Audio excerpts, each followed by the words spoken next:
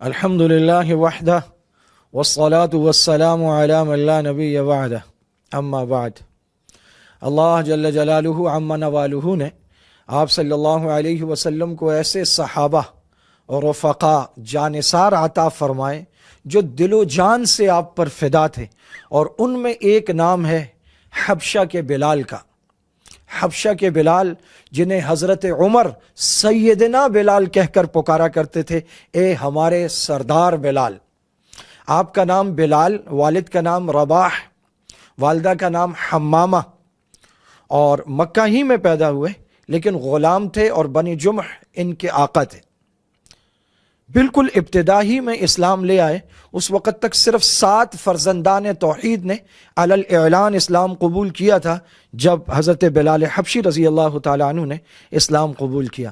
اسلام لانے کی پاداش میں جلتے ہوئے سنگریزوں پر لٹائے گئے، تپتی ہوئی ریت پر لٹائے گئے۔ ابو جہل آپ کو ریت پر لٹا کر اوپر چکی کا پاٹ رکھ دیتا تھا۔ انگاروں پر لٹائے گئے، اور امیہ بن خلف اس نے نت نئے طریقے ایجاد کیے آپ پر ظلم کرنے کے، تشدد کرنے کے۔ کبھی گائے کی کھال میں لپیٹ کر اور باندھ کر ریت پر پھینک دیتا، کبھی زرہ میں لپیٹ کر تپتی ہوئی ریت میں پھینک دیتا، کبھی انگاروں پر لٹاتا، کبھی پانی میں غوطہ دیا جاتا، اور وہ کہتا لات اور عزا تمہارا خدا ہے۔ حضرت بلال کا ایک ہی جواب ہوتا تھا، احد احد احد احد، اللہ ایک ہے، اللہ ایک ہے، اللہ ایک ہے۔ حضرت ابوبکر صدیق رضی اللہ تعالیٰ عنہ کا گزر ہوا، آپ نے یہ مصائب دیکھے تو بڑی بھاری قیمت دے کر حضرت بلال حبشی رضی اللہ تعالیٰ عنہ کو خریدا اور آزاد کر دیا۔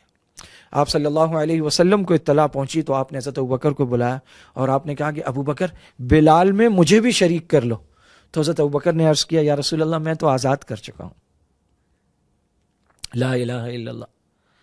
اور ہجرت کے بعد جب مسجد نبوی بنی تو اسلام کے پہلے مؤذن حضرت بلال حبشی رضی اللہ تعالیٰ عنہ، جو مسجد نبوی میں آذان دیا کرتے تھے۔ اللہ تعالیٰ نے بڑی خوبصورت اور دلنشیں آواز عطا فرمائی تھی، گویا لحن داؤدی تھا۔ آذان سنتے اور ایمان والے کھچے چلے آتے تھے۔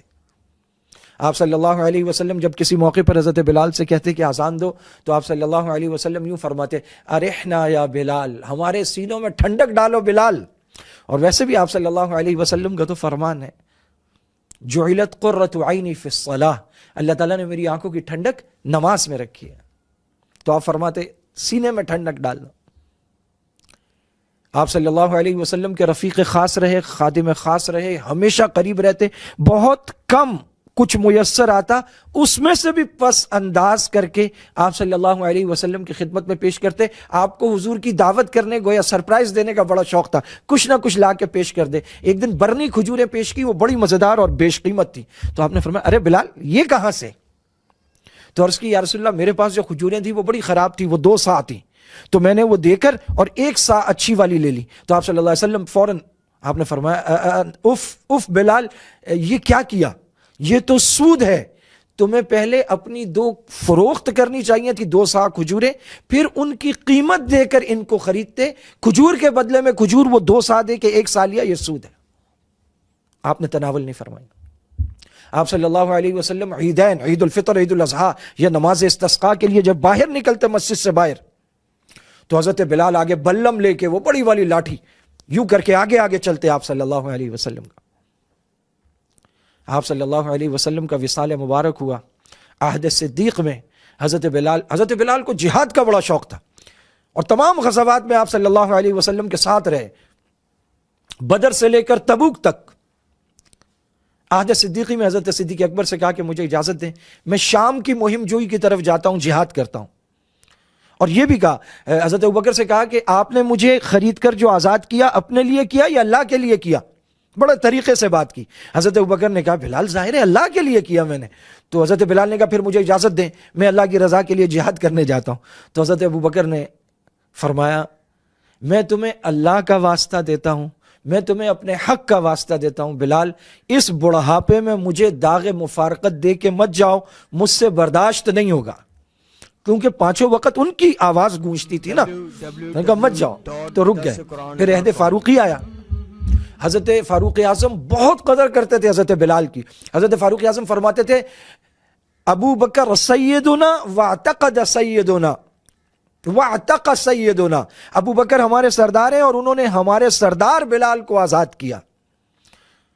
حضرت عمر نے بھی کہا رکو, لیکن بہت اصرار کیا. حضرت بلال نے کہا بس اب مجھے جہاد میں جانا ہے, چلے گئے.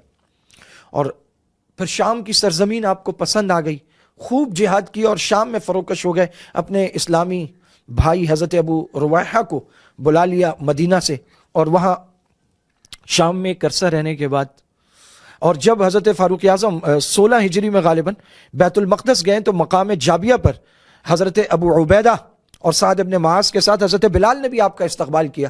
چند دن جب آپ بیت المقدس میں تھے, ایک دن حضرت بلال سے کہا بلال آزان تو دو. تو حضرت بلال نے کہا گو میں نے یہ عہد کر لیا تھا کہ اب کسی اور کے لیے آزان نہیں کہوں گا, لیکن آپ کے لیے آج آزان دیتا ہوں.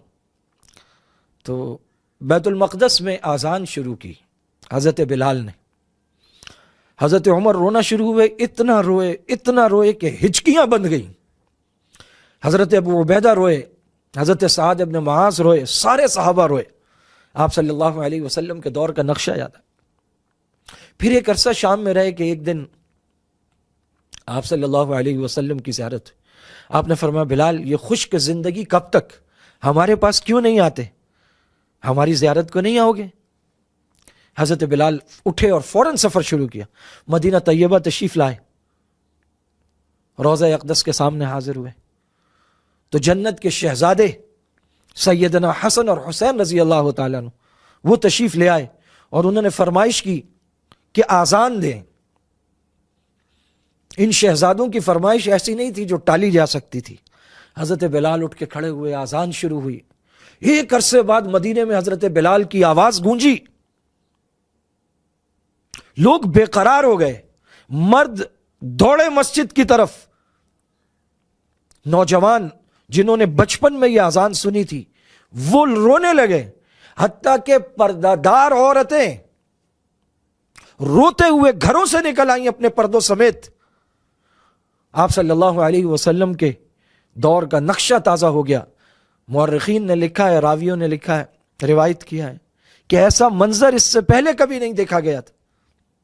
سن 60 ہجری میں حضرت بلال حبشی رضی اللہ تعالیٰ عنہ نے وفات پائی.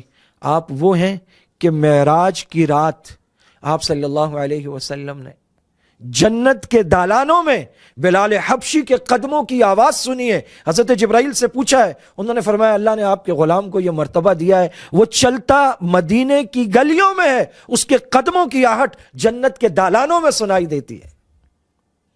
حضرت بلال حبشی ہمیشہ باوضو رہتے تھے, اور جب بھی وضو فرماتے تھے تو 2 رکعت تحیۃ الوضو ادا فرمایا کرتے. آپ صلی اللہ علیہ وسلم نے اسی روایت میں یہ بھی فرمایا ہے کہ حارثہ بن نعمان کے قرآن پڑھنے کی آواز میں نے جنت میں سنی, اور وجہ اس کی یہ تھی, فرمایا کہ وہ اپنی والدہ کے ساتھ سب سے زیادہ حسن سلوک کرنے والے ہیں. اس کی برکت اللہ تعالیٰ نے یہ دی کہ پڑھتے مدینہ میں اور آواز جنت کے دالانوں میں سنائی دیتی. ہر وہ عمل جو اخلاص سے, محبت سے اللہ کے لیے ہو, انسان کتنا ہی گناہگار کیوں نہ ہو, لیکن اسے اپنے اور اللہ کے درمیان کبھی دروازہ بند نہیں کرنا چاہیے. ایک دروازہ کھلا رہنا چاہیے. جو محبت اور اخلاص سے عمل ہوگا وہ کہیں ہو, وہ جنت جانے والا اور لے جانے والا عمل ہے. اللہ تعالیٰ وہ محبت جو صحابہ نے حضور سے کی اس کا ایک حصہ ہمیں بھی عطا فرمائے. وآخر دعوانا ان الحمدللہ رب العالمین.